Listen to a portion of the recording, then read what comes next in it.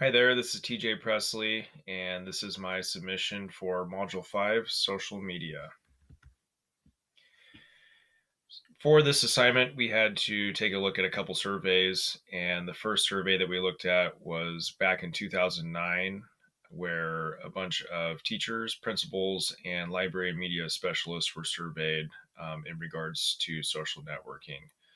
So, as mentioned, there were 89,900 educators surveyed, and all of these folks were selected at random. The breakdown is as follows: 46,600 teachers, 25,600 principals, and 10,700 library or media specialists. Years in education was also broken down. It showed categories ranging from 2 to 10 years, which made up 23% of the participants. 11 to 20 years made up 36%, and 21 plus years was 42%. One thing that I found a little interesting was that there wasn't a single educator that fell in the 0 to 2 year category. So a little interesting there, but there's the breakdown for that. Grade levels, looks like there was most of the participation coming out of the elementary grade level, with middle school at 30% and high school in second place at 34%. Demographics for the other survey. This survey was taken originally in 2012 and then later redone in 2018. This article was called Social Media, Social Life. In 2012, they surveyed just over 1,000 students, ranging from ages 13 to 17.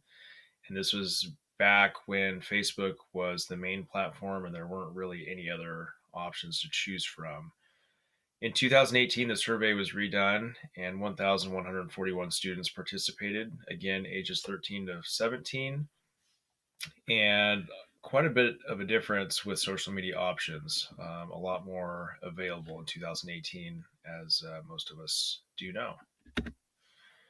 So, survey results and conclusions. We'll start with the 2009 educator survey. Educators that have not grown up as digital natives feel overwhelmed by technology and feel it takes a lot of time that they don't have. I can relate directly to this. For starters, digital natives, I'm not one myself, but I do work with several others that are also not digital natives. And this is a very common feedback or response that I get from some of the people that I work with is I just don't have time with it. I don't understand it. It's too difficult. And they simply just don't want to take the time to learn about it. When we were switching to distance learning during COVID-19, most of the older teachers or the more tenured teachers gave a similar response as this one. Educators see students using collaborative technology every day, mostly outside of school, and understand the need to address and incorporate it into teaching and learning. I'll touch on this a little bit later in my presentation, but it's right. I just spent the last 3 years in a classroom, and you do see kids using social media, smartphones, in some sort of capacity. And I'm thinking every day, how can I get this into my classroom and really embrace it? As more educators join social networks and as younger people enter the education workforce, the adoption of this technology will continue to increase. I can see this. I kind of feel that that I fit into that younger people entering the workforce category. I do work with a lot of people that are quite a bit older than me. I am 35, so I'm not too young, but I do feel that I bring a little bit different approach with education. And, this dates back to even when I was working in operations management and bringing in some new ideas and integrating some new technology to just, work smarter, not harder. And, you know, trying to streamline some things with the processes. Educators would like more training, professional development, and direction on using social media and other technology from school district leaders. This is great feedback from the survey because this is pretty accurate as well from the staff that I work with.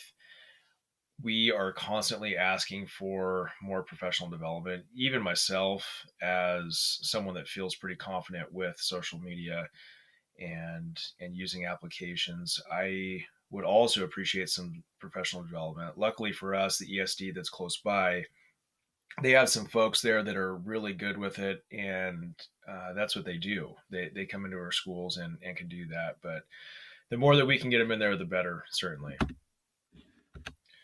So switching gears now, looking at the social media social life survey from 2012 and 2018. First conclusion out of that: social media use among teens has increased dramatically since 2012. That seems pretty obvious as things are progressing and there are more things out there readily available for kids. It seems like every kid has a phone these days. It's no surprise that the usage has increased. Only a very few teens say that using social media has a negative effect on how they feel about themselves. Many more say it has a positive effect. Number three, social media has a heightened role, both positive and negative, in the lives of more vulnerable teens. Teens' preference for face-to-face communication with friends has declined substantially, and their perception of social media's interference with personal interactions has increased. So this was kind of interesting. I don't disagree with it. I do think that face to face communication is going away. I do think that these smartphones are kind of doing I guess, a good thing if you want to call it that. I do see a lot of kids using FaceTime, which kind of helps a little bit, but I still think that kids would prefer to send a quick Snapchat or a text message, which is obviously the easiest, versus seeing people face to face. Continuing on with the same survey, number five, many teens think tech companies manipulate users to spend more time on their devices and say that digital distractions interfere with homework, personal relationships, and sleep. This is an interesting one because today I actually listened to a podcast from a former student athlete that I used to coach several years ago. And he is now graduated from college and doing these podcasts online. And this was the topic that he was talking about, which I thought was pretty interesting. But they were talking about the algorithm that companies do use, advertising uses, Facebook in general uses, just to figure out more about you and putting that information in front of you to keep you more um, more interested, I guess. And an interesting fact that he shared was after you've liked 100 things, that could be videos, that could be photos, it could also be shares as well. But basically, the information they shared was after you've liked 100 things, Facebook actually knows you better than the three people closest to you. I don't know how accurate that is, but I thought it was an interesting kind of spin on things. So I don't know. What I do know is I do feel sometimes that Facebook can read my mind. I'm sure you've all experienced it when you're scrolling through and you're thinking of something, and all of a sudden, bam! There's an ad right there and you know you didn't say it out loud. So I thought that's kind of interesting, but I know they're looking at your search history, things that you're looking at, and of course liking. So just a fun little fact there that I heard today. Number six, teens have a decidedly mixed record when it comes to self-regulating device use. I can speak to this one from an adult, and I would call myself a very productive adult, and I can only imagine how difficult it must be for a teenager. Luckily, I didn't have to go through this as a teenager. We didn't have smartphones at the time. We had flip phones, and Snake was like kind of the coolest thing that was on there. So really not going to keep me up late at night. But I couldn't even imagine as a high school kid now with social media, games, and news and everything right there at your fingertips. it would be tough to put it down. It's tough for me as an adult, like I said. So it's got to be even harder for a kid. Number 7, there's been an uptick in teens' exposure to racist, sexist, and homophobic content on social media, ranging from an increase of 8 to 12 percentage points. Now, again, these are findings from 2018. I can only imagine what that number looks like today, especially with racist things that are happening out there. I can only imagine what the exposure is. I know what my social media looks like these days, from all sorts of friends and acquaintances that I have on my social media accounts. So that number, I would imagine, has spiked quite a bit here in the last few weeks. A couple more findings here. Some teens have been cyberbullied, including about 1 in 10 who say their cyberbullying was at least somewhat serious. This was an interesting number. I feel like in the past I've heard statistics that were a little bit higher, so I was actually a little surprised by how low it was. Um, but yeah, nonetheless, we know cyberbullying's out there and it's happening quite a bit with the kids. Number 9, social media is an important avenue of creative expression for many teens. This is a good positive one. I feel that it is a great way for kids to express themselves, but there is a little catch to that as long as they're doing it in a positive manner. And we as educators, and also as parents, really need to make sure that kids are prepared for that and understand what's good and what's not good. So inappropriate student use of social media, just a couple things that I came up with in my searches. First one is uploading inappropriate content. So that could be videos, photos, that could be a lot of different things. It could even be the language that you choose to use in your post. Maybe it's loaded with swear words, or inappropriate words that are, racist, sexist, all those other things that we mentioned on the previous slide, but just inappropriate in general. And it could be of yourself, and it could also be of other people without them even knowing about it. Sharing personal information with strangers is inappropriate, but it's also very dangerous. So maybe younger kids are giving away their cell phone numbers, their date of birth, social security number, which I did not list, but things that are pretty important. And then obviously your location and where you're at, especially with GPS and dropping pins and sharing information just with a couple clicks. That's some pretty scary stuff. Cyberbullying, we talked about that, obviously inappropriate and happening quite a bit.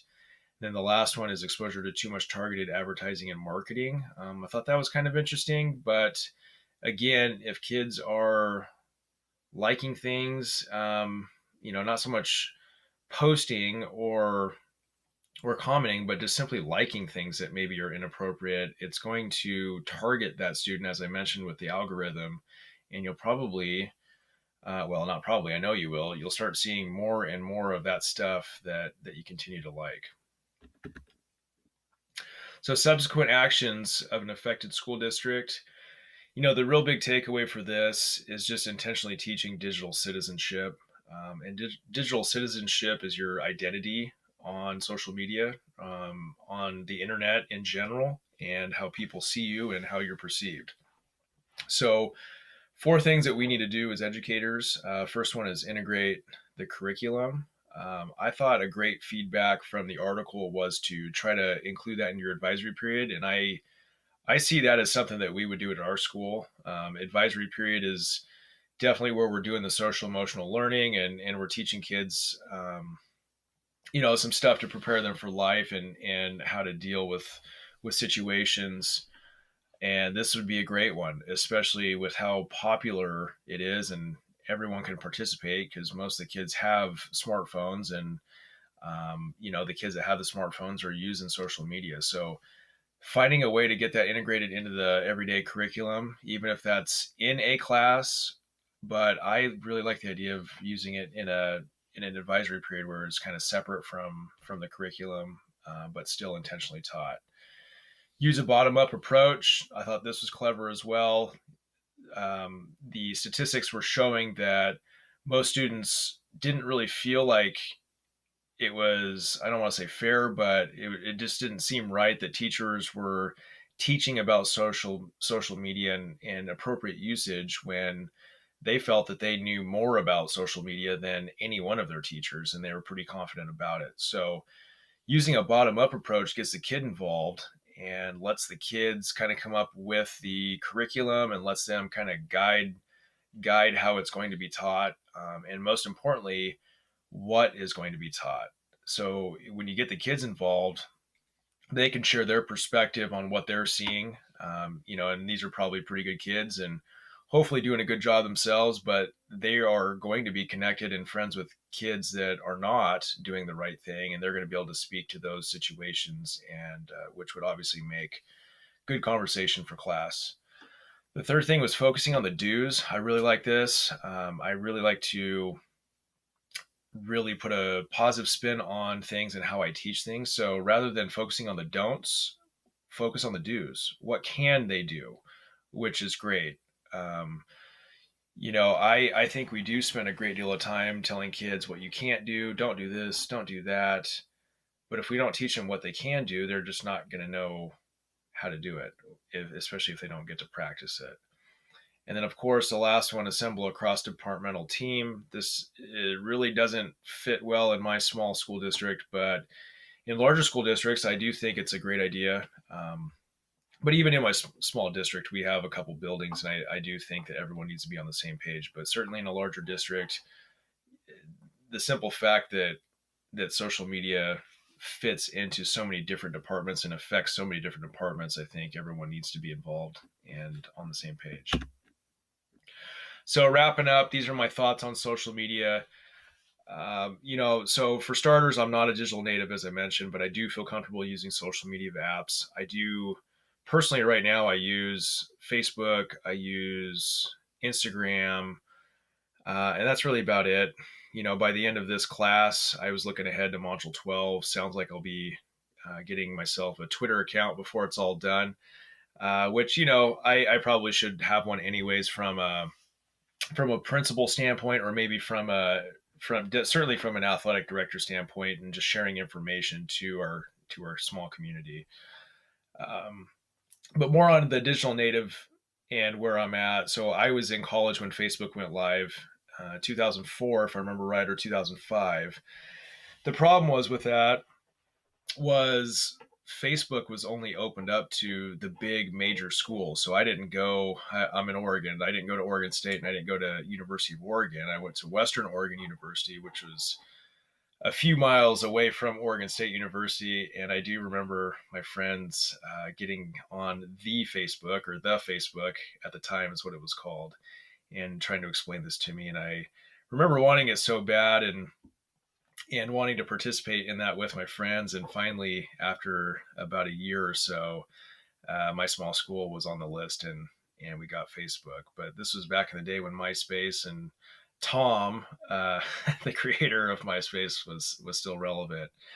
My last thought on social media was the use is going to be inevitable, so let's just embrace it. When I was in school getting my master's degree, I wrote a paper on cell phone usage in the classroom, and most people, well, I want to say most people, but a lot of people are pretty negative about cell phone usage. I was kind of on the side of um, finding a way to use it in the classroom, and this is kind of where I stand with social media as well. Is we know they're going to use it, so why not embrace it, and let's just make the best of it. So get creative, find a way to implement it in the classroom. Again, I think there's plenty of ways that you can get it in the classroom, but what I mentioned on the previous slide was finding a time to make sure that we intentionally teach it so they're prepared to use it in the classroom and obviously use it appropriately.